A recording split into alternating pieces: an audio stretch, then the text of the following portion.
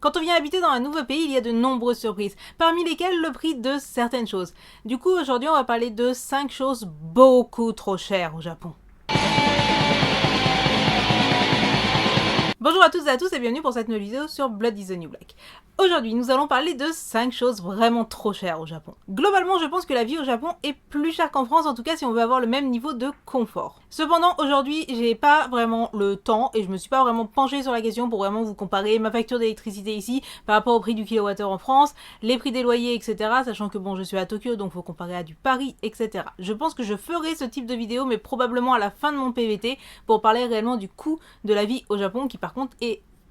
globalement ça coûte cher. Aujourd'hui, on va parler de 5 trucs qui coûtent vraiment trop cher au Japon et qui, moi, me font grave chier. Et vous allez voir, je pense que certains vont vous surprendre. Numéro 1, les fruits et légumes. Bon, ok, si vous me connaissez, vous devez vous dire que bon, ça te change pas grand-chose, hein, parce que bon, vu mes achats de fruits et légumes, hein, voilà. Cependant, c'est un fait, les fruits et les légumes au Japon, ça coûte cher. C'est considéré comme un luxe et par exemple, là où en France, tu vas acheter ton paquet de pommes golden à 1,50 € voire 2 €, ici, pour 1 €, t'as genre 3 pommes. Voilà. Du coup, tu consommes pas forcément pareil et à la limite, je pourrais tout à fait excuser ces prix si c'était des produits, je sais pas, bio, de bonne qualité, en circuit court, etc. C'est pas le cas au Japon. Au Japon, il y a tout un tas de pesticides qui sont autorisés, qui sont totalement interdits dans l'Union européenne, ce qui fait que globalement de base, hein, je suis pas quelqu'un qui mange beaucoup ni de légumes ni de verdure, mais en plus, comme je ne sais pas ce que j'achète et qu'en plus je paye super cher, comment vous dire que je n'ai pas mangé de pommes depuis... Je pense que j'ai oublié le vrai goût des fruits. Je pense que j'ai totalement oublié quel goût ça avait une pomme, quel goût ça avait un kiwi, etc. Parce que je n'en ai mangé aucun depuis mon arrivée ici. Numéro 2, les transports. Les transports. Quand tu viens au Japon, particulièrement en PVT, tu as envie de voyager, tu as envie d'aller découvrir d'autres villes. En plus, le Japon, c'est le pays où il y a le Shinkansen. Le Shinkansen, c'est genre le TGV ultra rapide qui te permet de relier Osaka en seulement 3 heures. Sauf que les prix sont absolument prohibitifs. On peut râler tout ce qu'on veut sur la SNCF, on peut râler tout ce qu'on veut sur les Ouibus, etc.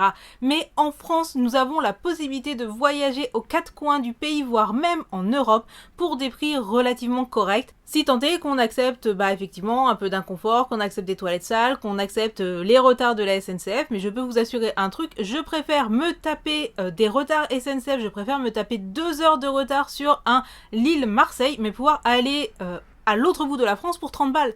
Ici, pour aller à Osaka, l'aller, c'est 120 €, à peu près. Et ici, il n'y a aucune promo, il n'y a rien. Ton tarif, c'est ton tarif et c'est tout. Alors, il y a effectivement des plans qui te permettent de payer tes transports moins chers, notamment quand tu es touriste, tu as accès au JR Pass et ça c'est top, mais moi je suis pas touriste. Et tu as aussi accès à un Seishun Kipu, qui est une sorte de ticket qui te permet de voyager en illimité sur les trains locaux. Sauf que les trains locaux, du coup, ton Tokyo-Osaka, c'est 15 heures.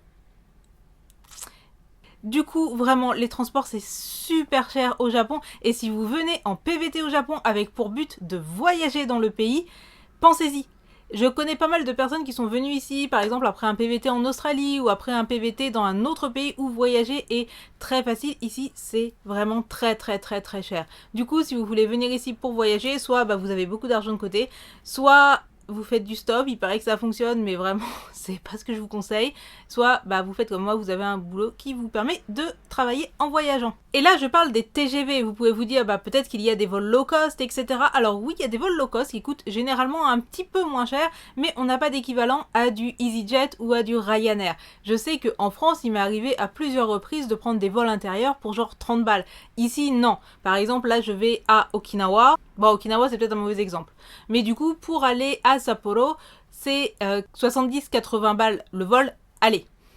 Et là, pareil, j'ai pas trouvé qu'il y avait énormément de promos. C'est pas comme Ryanair qui font des campagnes de malades, etc. Donc, voyager au Japon, le coût des transports, ça coûte cher. Et je ne parle pas des transports métropolitains, je ne parle pas du métro, etc. qui coûtent aussi très cher. Globalement...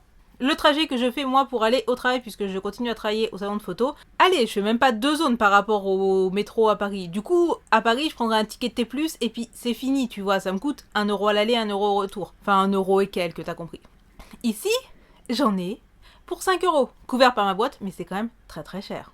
Autre truc super cher et qui là, pour le coup, me fait vraiment chier, la pizza. En France, la pizza, c'est mon ami. Ça, je pense qu'on le sait tous. En France, la pizza, tu en trouves des bonnes à pas très cher. Je veux dire, les Sodebo Krusty Pouette à 5 € la pizza, elles sont top. Mais aussi, tu peux commander à Pizza Hut ou à Domino's. Et avec les promos, tu t'en sors facilement pour aller 10-12 € la pizza. Même chez mes parents, à Saint-Julien-sur-Cher, il y a un pizzaiolo qui vient tous les jeudis et tu peux acheter ta pizza pour 12 balles. La pizza, c'est la vie. La pizza, c'est ma meilleure amie. La pizza, c'est toute ma vie. Avec les patates. Le meilleur étant la pizza à la patate, on est bien d'accord. Ici, la pizza est une denrée de luxe quand elle est bonne. Je ne parlerai pas des choses encore pires que la pizza à l'ananas que les Japonais font aux pizzas, parce que... Voilà. Mais ici, si tu veux commander à Pizza Hut, la grande pizza coûte 29 €. 29 € la pizza. Et je parle pas de la pizza spéciale avec je ne sais quels légumes exotiques triés, coupés à la main. Non, je te parle de la grande pizza de base. 29 €. Je peux vous dire qu'à ce prix-là, je n'ai toujours pas testé la Pizza Hut du Japon parce que, bah, non, en fait, non, et non, en fait, je me vengerai en France, voilà. Quatrième truc beaucoup trop cher et bien chiant quand tu habites ici, les forfaits téléphoniques. En réalité, c'est pas qu'ils sont si chers, c'est juste que Free n'est pas venu ici. Du coup, on se retrouve avec des prix de forfaits téléphoniques qui équivalent à peu près à ce qu'on avait en France avant l'arrivée de Free. En réalité, c'est encore pire parce que il y a un équivalent de Free qui est arrivé et qui a donc fait baisser les prix, ce qui veut dire que je paye donc uniquement 16 € mon forfait pour 2 gigas. Et je paye après chaque appel que je peux faire et chaque SMS, je paye à l'unité ou à la minute, etc. C'est cher, c'est très cher par rapport à la France où j'avais un forfait 40 gigas, appel illimité en Europe, etc. pour moins de 15 balles, tu vois. Mais dites-vous que pour les personnes qui sont encore avec les opérateurs historiques, genre Docomo, Softcom, etc., les forfaits pour 2 gigas de données, ça tourne dans les 40 à 50 balles. Oui. Alors je sais que le Japon c'est censé être le pays connecté, hein, mais là je comprends pas parce que payer mes 2 Go de 4G déjà 15 balles ça me fait ultra mal au cul, mais alors ceux qui payent encore 40-50 balles. Et enfin le cinquième, le dernier, celui qui m'a inspiré cette vidéo absolument pas préparée parce que j'ai une migraine de merde et que j'ai un dos pété aujourd'hui, les concerts. En France je faisais beaucoup de concerts. Ici, c'est pas que les artistes tournent pas, c'est que ça coûte une blinde. En tout cas, quand tu veux voir des artistes qui ne sont pas japonais. Alors c'est tout à fait normal. Je comprends parfaitement que pour faire venir un groupe suédois au Japon, bah t'as forcément des frais du type billets d'avion, etc. qui coûtent la peau du cul. Cependant, c'est un budget quoi. Au passage, pouvons-nous admirer ma nouvelle décoration avec cette nouvelle magnifique affiche qui va parfaitement avec les Lilakumas du concert de Watain et Anal Natrak que j'ai tiré à la salle hier parce que c'était le dernier jour de la tournée et du coup je me suis dit que j'allais emmener un souvenir. Ici, au Japon, contrairement à probablement ce qu'il y avait il y a quelques années, il y a vraiment beaucoup de groupes de métal européens ou occidentaux qui tournent. Depuis que je suis arrivée, j'ai vu des affiches pour Dimmu Borgir, il y a Samael qui est passé, il y a Rotting Christ qui est passé, il y a Marduk qui est passé, etc. Le seul problème, c'est que ça coûte une blinde.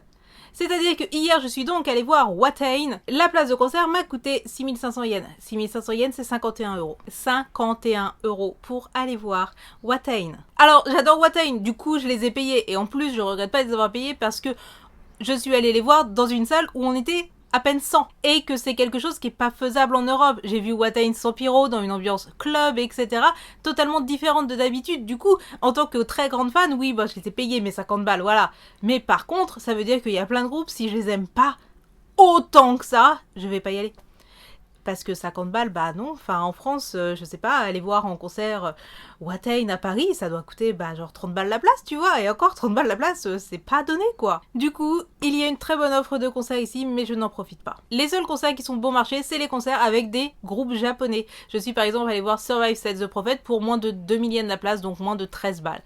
Pareil, quand je suis allée voir Hyde, ou quand même quand je suis allée voir The Gazette, qui chez nous sont des groupes super rares, j'ai payé 6000, 7000 yens, alors que c'était des salles monumentales. Je suis allée voir Hyde au ZEP à Tokyo, qui est l'équivalent d'un Zénith. Et voici qui close cette vidéo sur 5 trucs vraiment trop chers au Japon et qui me font vraiment chier. Bon, sauf les fruits et légumes, parce que c'est pas très grave. Et vous, si vous vivez dans un autre pays, y a-t-il des choses qui sont vraiment trop chères et qui vous choquent par rapport à la France? Si vous vivez en France, j'espère que cette vidéo vous fera aussi un petit peu vous rendre compte à quel point sur certains points en France, on est quand même vachement bien lotis, et notamment d'un point de vue télécommunication et voyage. Cette vidéo vous a plu, n'oubliez pas de regarder une petite vidéo sur Utip, c'est ce qui me permet de survivre et de continuer. Donc vous regardez une vidéo de 30 secondes, ça me donne 5 centimes et ça me permet de manger des patates ou des pizzas à la patate. En attendant la prochaine vidéo, n'oubliez surtout pas d'allumer la lumière, je vous dis à très bientôt. Tchuss!